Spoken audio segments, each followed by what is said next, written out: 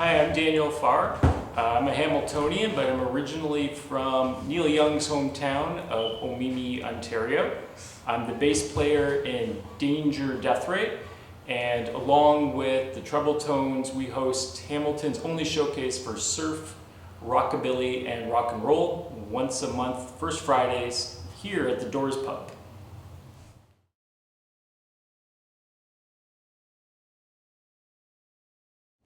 Personal influences growing up would definitely include growing up in a conservative religious household.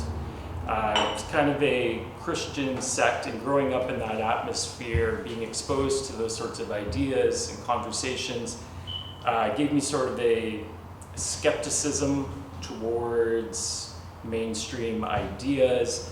The religion was anti-government, anti-science at points. So it always gave me a sense of questioning things and not necessarily assuming that everything I'm told is true. And that evolved as when I started going to school, I was studying philosophy. So this influence in religion and these big sorts of questions and being skeptical became more secular and a little more studied. Really interested in thinkers like Socrates, Plato, Schopenhauer, and Nietzsche. People that question the role of art and music in society. What good does it have? What powers does it have? How can it influence people? Is it dangerous? What's it trying to accomplish? What does it do to society, politics?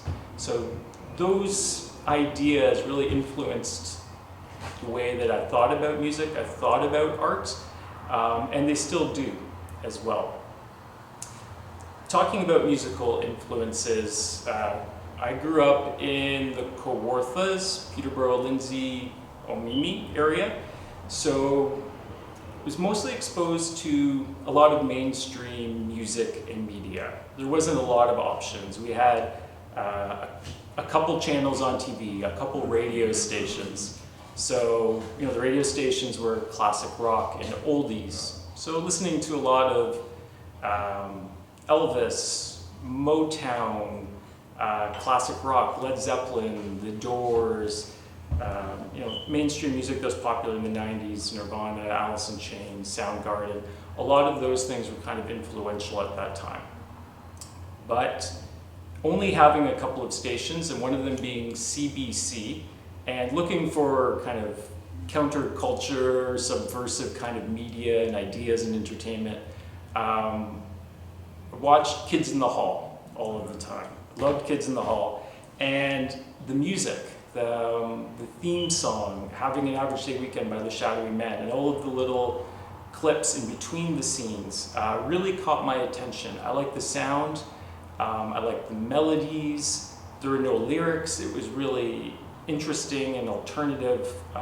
Think of those introductory credits or scenes where they're at this like a drag queen bar, and there's some counterculture people hanging out, and it really caught my attention.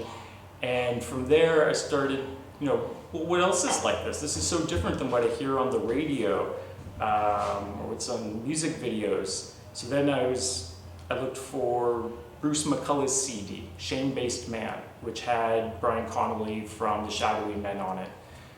What other projects are these artists in? Like Brian Connolly, after the Shadowy Men, started Atomic 7. So those were some of the other influences growing up, and a few other key people that have influenced my taste in music would definitely be my brother Christopher, who's in Danger Death Ray, and a good friend of mine, David Payne, as well. Lots of recommendations from these folks. Half my record collection is things that are because of them. And not only recommendations in bands and albums, but an approach to art and approach to music. Constantly pushing each other to be creative.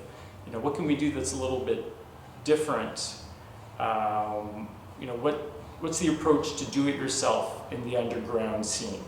If you're not going to be Aerosmith or U2, what kind of goals can you have? What's the sphere of influence that you have? How do you reach other people? So these people were very influential in motivating me to be involved in art, to stay involved in art and music, and try to get it out there.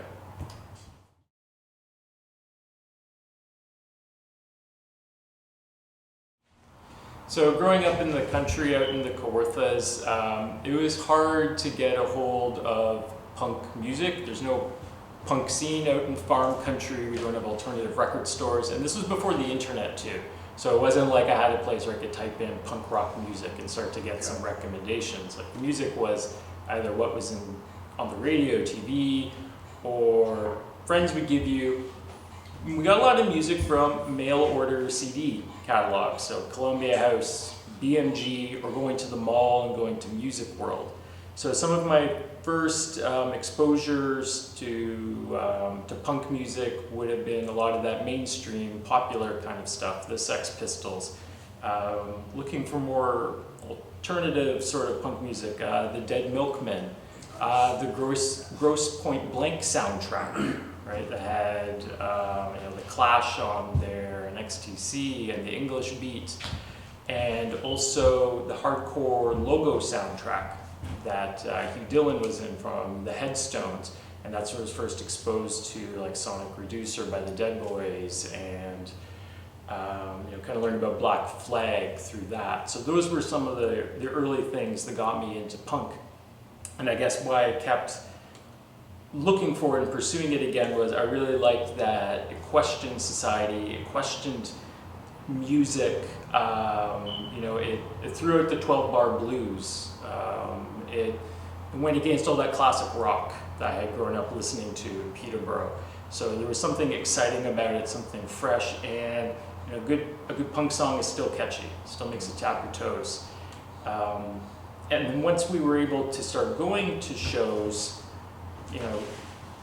not a lot of big bands come through Peterborough, so we would go and see what we could. And then we were exposed to some local punk bands like the Johnny Law.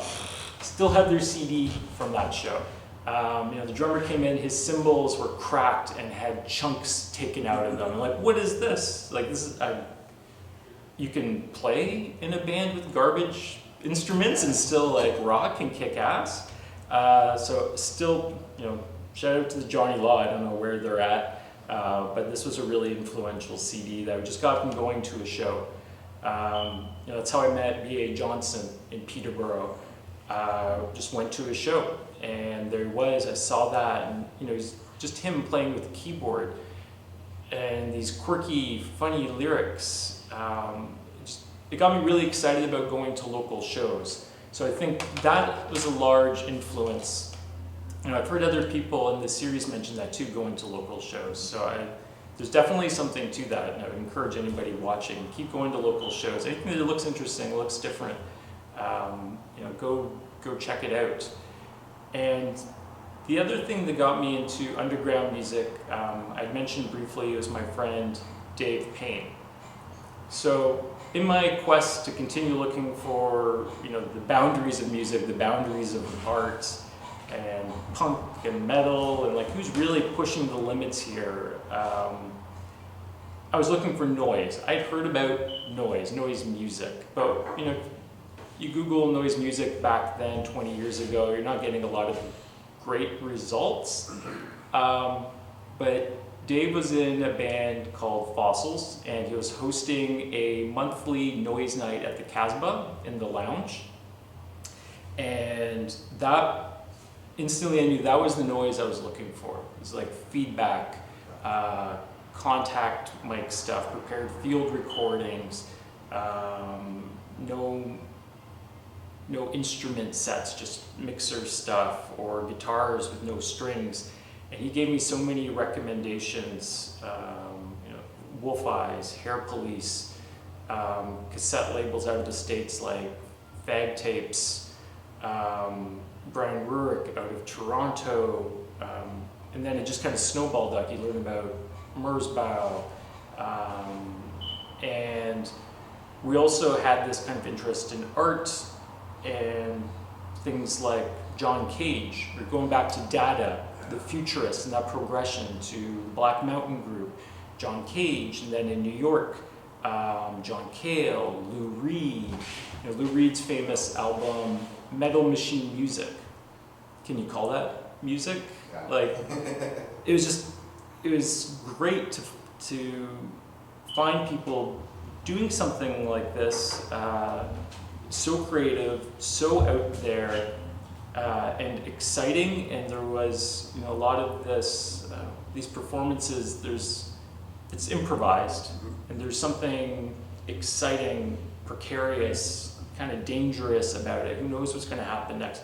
Maybe the set's not going to be that good. They're improvising it, you know, or maybe that night you see them, it's incredible.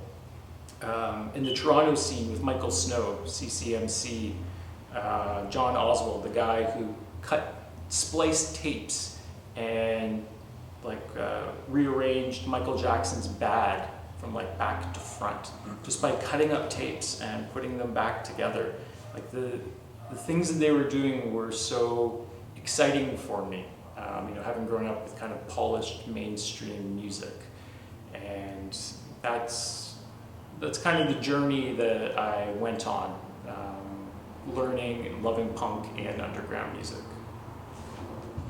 So there's another vein or stream of musical development related to punk and underground music as well. I have kind of like the noise on one shelf, and then this rockabilly surf side on the other that stems from, you know, watching the Shadowy Men and being really interested in that, in Kids in the Hall.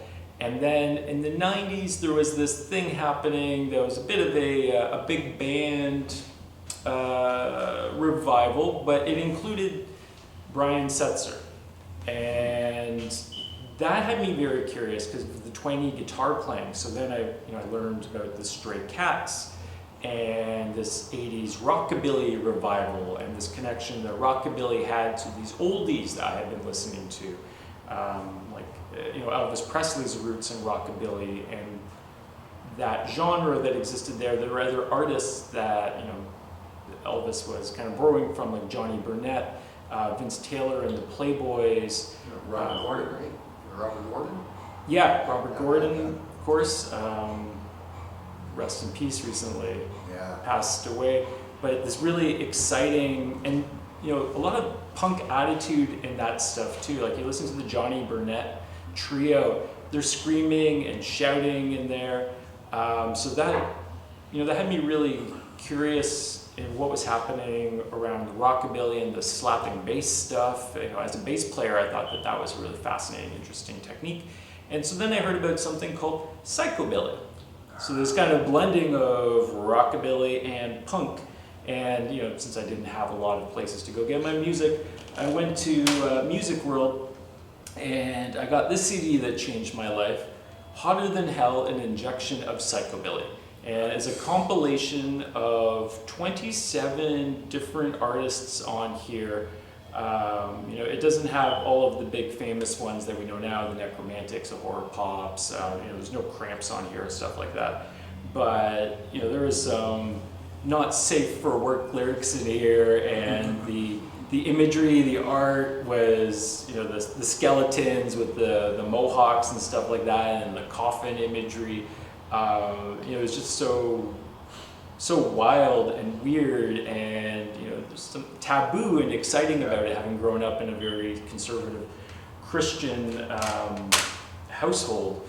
You know, how exciting this was, and you know, being in a household with my brother, like I was saying, and sharing these influences, he started to compose surfy, twangy, some rockabilly inspired, Shadowy Men inspired music.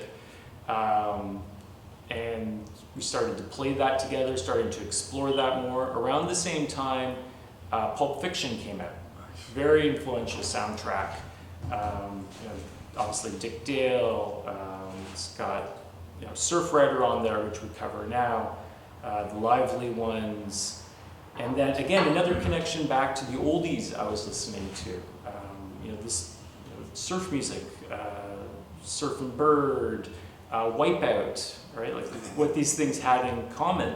And a lot of these were like teenagers in their playing instruments from Sears in their parents' house in California, which I could kind of relate to, playing music in your parents' garage or something like that. Yeah. And then there was this resurgence. Delphi started to reissue all this stuff, Henry Mancini music, Peter Gunn covers, and so that was another strain of influential music that was hard to get, which ultimately led to the project that I'm working in right now, Danger Death Ray, which is heavily inspired by surf and rockabilly style influences.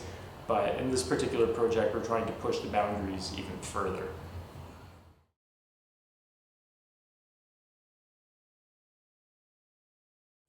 Okay, so my first concert punk show, this is a good memory. I went to see the Headstones at the Gordon Best Theatre in Peterborough, Ontario. I went with my brother and another friend of ours who had a driver's license. I think we were like 16 at the time, so I walked up to the bar, asked, "Can I have a beer?" Like easier back then. Well, it's like, who walks up to a bar and says, "Can I have a beer?" Right? Like, you ask for like a Molson or like this or that. So didn't get a beer. But we got there so early because we were keeners and didn't know how a rock concert works. Hugh Dillon is there like eating his dinner. And so the three of us are sitting there like staring at him. This is like the closest first celebrity encounter I've ever had. Like, I've seen this guy on TV. Here he is. Yeah. So we're staring at him and he sees us staring while he's eating his dinner. It's kind of awkward. So they had this opening band, a local band, and they were called Joe Buck. Joe Buck. And they were awesome. This is why I really remember the show. So these guys come out, they're drunk, they've got these 15-watt PV Rage amps, shirtless, they got the initials of the band, JB, shaved into their chests. They're jumping on people's tables, stealing their drinks, and so 16-year-old me, I'm like, this is everything that I had been warned about at a punk show, like the drunk people and it's a mess, and it was everything I wanted my first punk show to be, and I got it.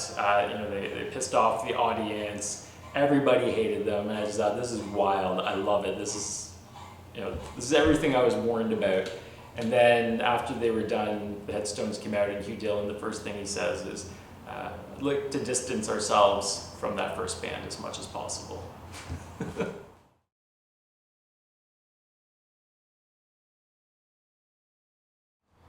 So I want to mention a few of my favorite Danger Death Ray shows. So maybe number one, this was just before COVID started in January 2020. Lou Molinaro invited us to play at This Ain't Hollywood. Lou was a great supporter of the band when we got started. And we got to play with the Enchanters from Toronto.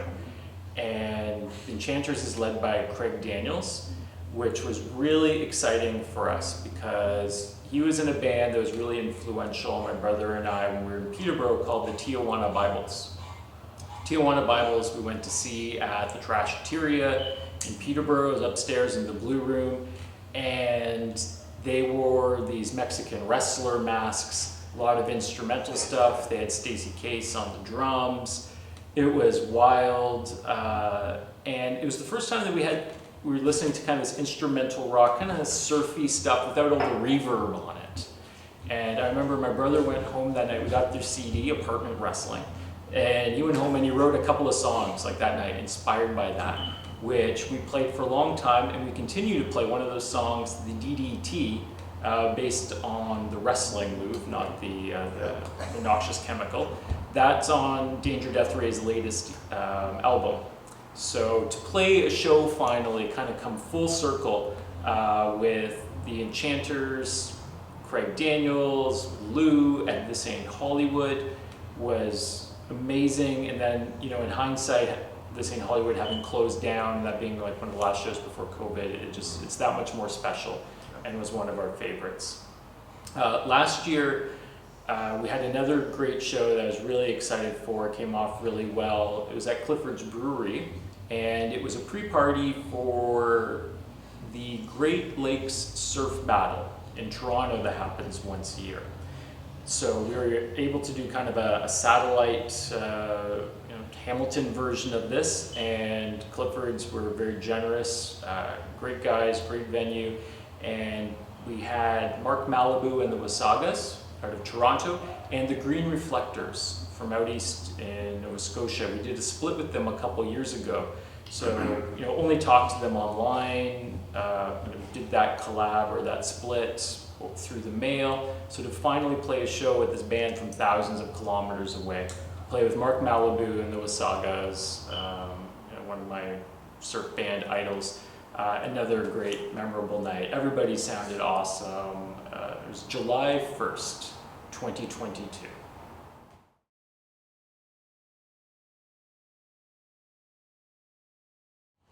So being in a noise band and touring around in the noise scene, I've seen a lot of unusual and strange things. I've seen people bring power tools on stage with contact mics, sparks flying all over the place, little weird inventions that generate sounds and noise that these people have soldered at home.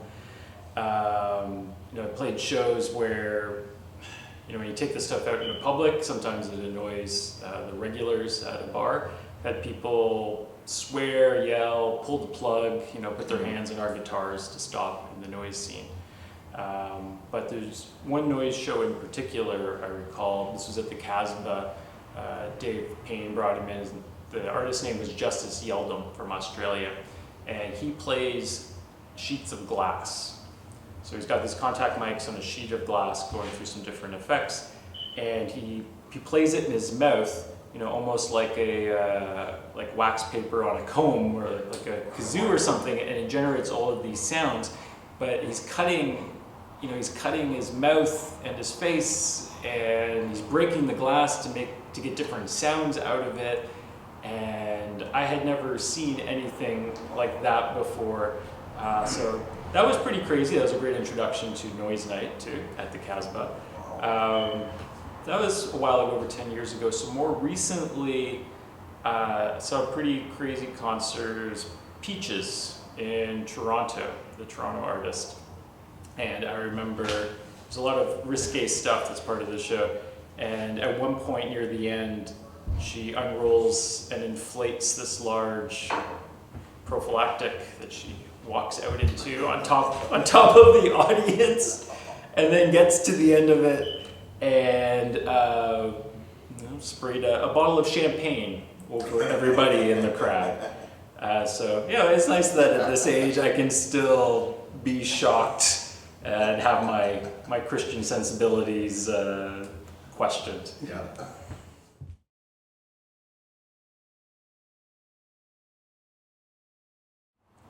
So the first band that I was in, it did include my brother in high school. We were called Deadwood Blue. We did a bunch of covers, some originals that my brother wrote. That's where we played our first surf song. From there, my brother and I evolved that we continued along that surf genre and formed a band in 2002 called Flying Alibaba and the Radical New Waves. And we went to our local recording studio in Peterborough and we recorded this EP in one afternoon, the Yowza EP. It was meant to be 4 tracks. We were able to squeeze 7 on there, and if you look it up on Bandcamp, you can have a listen. Flying Alibaba and the Radical New Waves. We used to play the Trashteria in Peterborough and biker shows where we got paid in all the corn we could eat. After that, my brother moved away. I got into noise. And so I had a solo noise project called The Living Stump.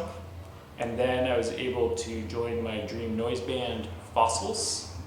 I was in Fossils for some time.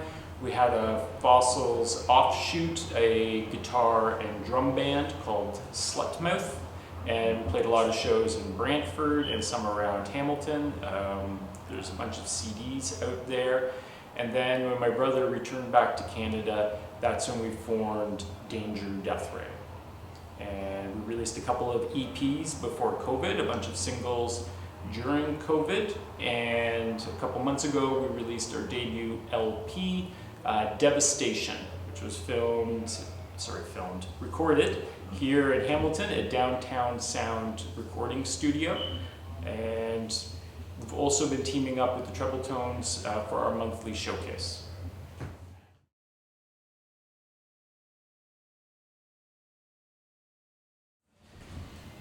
So to me, music is a mirror of the world, and it's a reflection of time and place and people and thought. And so what I like most about being a musician is that it's this vehicle to engage the world in endless modalities. Like as a simple instrument like playing bass, I can play arrangements of Bach's cello pieces, and you think about where is Bach coming from, what was going on politically and culturally in his time. I can play music from the 60s. You think about the counterculture and human rights stuff going on, punk rock from the 80s. Music is a way to meet people, to network. It's an expression personally. It's a reflection of what's around us. It's a way to be creative. It lets you be technical. If you're interested in repairing instruments and fiddling with things, it's just an endless way to be in the world, that just, a bottomless well that can keep giving to you all the time. And that's what I like most about being a musician. What I like least about being a musician is screwing up live. You can practice and practice and practice, but you got that one moment live, that's what it matters. And maybe, it's a hot, sweaty night at the Doors and your finger slips and, it's not perfect. And, the musicians will know like that. Unfortunately, that's the part that you keep thinking about. And, you go home and 99% of things were perfect, but it's that one moment that, kind of sticks with you. Nobody recognizes it. Yeah, nobody knows. But, as a musician, you're like, Yeah.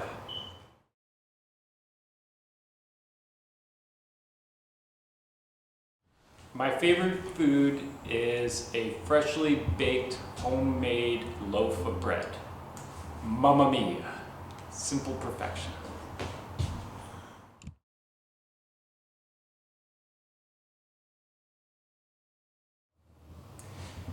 My useless talent. I can play the jaw harp.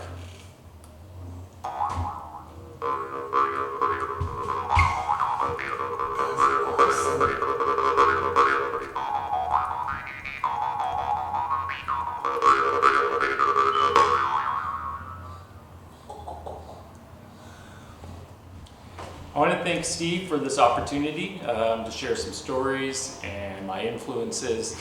I love Stronger Than Ever videos. I think this work is really important, a great asset to the community. So those watching, like, subscribe, share, and comment. Thank you.